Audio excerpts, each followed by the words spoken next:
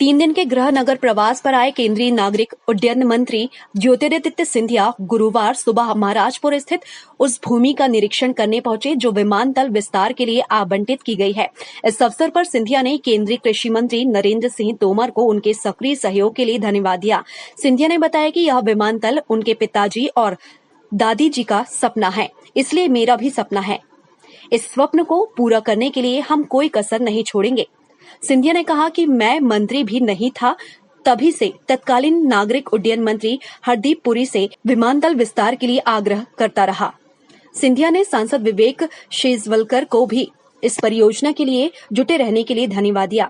सिंधिया ने बताया कि उनके पिताजी व दादी का स्वप्न था कि ग्वालियर को अंतर्राष्ट्रीय स्तर की उड़ान सेवाएं मिले। हम सबकी कोशिशों और मेरे मंत्री बनने के बाद यहां से देश के 8 महानगरों के लिए उड़ान सेवाएं प्रारंभ हो गई हैं। सिंधिया ने कहा कि अब विमान सेवाएं बढ़ गई हैं, लेकिन उनके एक साथ उड़ान भरने और उतरने के लिए विमानतल छोटा पड़ने लगा है, इसलिए जरूरी हो गया है कि इसका विस्तार किया जाए। इसके लिए हम सब ने सम्मिलित प्रयास किए और भारतीय विमान प्राधिकरण ने विस्तार परियोजना को स्वीकार कर लिया है। केंद्रीय कृषि मंत्री नरेंद्र सिंह तोमर के प्रयासों से भारतीय कृषि अनुसंधान परिषद ने ग्वालियर में बने अपने आलू अनुसंधान केंद्र की जमीन विमानतल विस्तार परियोजना के लिए आवंटित कर दी है। प्रक्रिया प्रारंभ हो गई है, जल्द ही सपना पूरा होगा। परियोजना के पूर्ण होने की तिथि पर प्रश्न के उत्तर में सिंधिया ने चुटकी लेते हुए कहा, मैं शिलान्यास नहीं, लोकार्पण में विश्वास करता हूँ। ये मेरे सपने का प्रोजेक्ट है, क्योंकि जो विमानतल का सपना मेरे पूज्य पिताजी ने देखा था और ग्वालियर में स्थापित किया था, और फिर वाजपेयी जी के सरकार के समय में इस विमानतल का नामांकन मेरी दादी राजमन साहब के नाम पे रखा गया है। तो इसका विस्तृतीकरण नंबर 1 और नंबर 2 आधुनिकीकरण, ये करना मेरे कार्यकाल में मेरा दायित्व तो नहीं बनता है, लेकिन मेरा धर्म बनता है। तो आज जो रूपरेखा मैंने बैठकर बनाई है, उसका धरातल पे हमने समीक्षा की है। पूरी विस्तृत जानकारी मैं आप लोगों को प्रेस कॉन्फ्रेंस में दूंगा, पर ये कहना काफ़ी है कि यहाँ एक आधुनिक, बहुत बड़ा और विस्तृत एक हवाई अड्डा बनने जा रहा है। पहली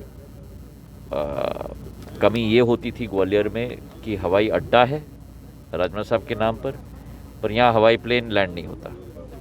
अब ये स्थिति उत्पन्न हो गई है कि इतने हवाई प्लेन लैंड हो रहे हैं कि हवाई अड्डा पर्याप्त नहीं है।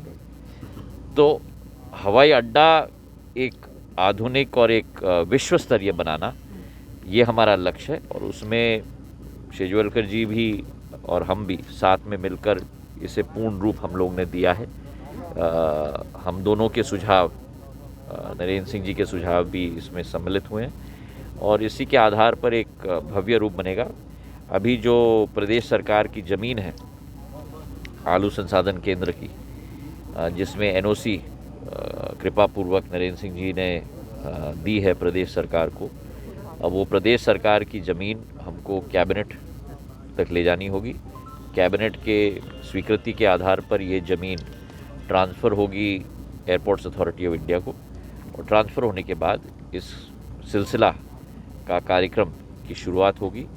और मैंने निवेदन किया है भारतीय विमानतल प्राधिकरण को कि जल्द से जल्द इसका कार्य का शुरुआत भी होना चाहिए और समापन भी होना चाहिए। आप लोगों को मालूम है कि मेरी रुचि भूमि पूजन में कम होती है और लोकार्पण में ज़्यादा होती है। तो लोकार्पण भी जल्द हो, जिसके आधार पर हमारे यात्रियों को भी एक नई सुविधा हम लोग, आधुनिक अंतर्राष्ट्रीय स्तर की सुविधा हम लोग प्रदान करें। टाइम 8 के लिए मध्य प्रदेश के ग्वालियर से ब्यूरो रिपोर्ट।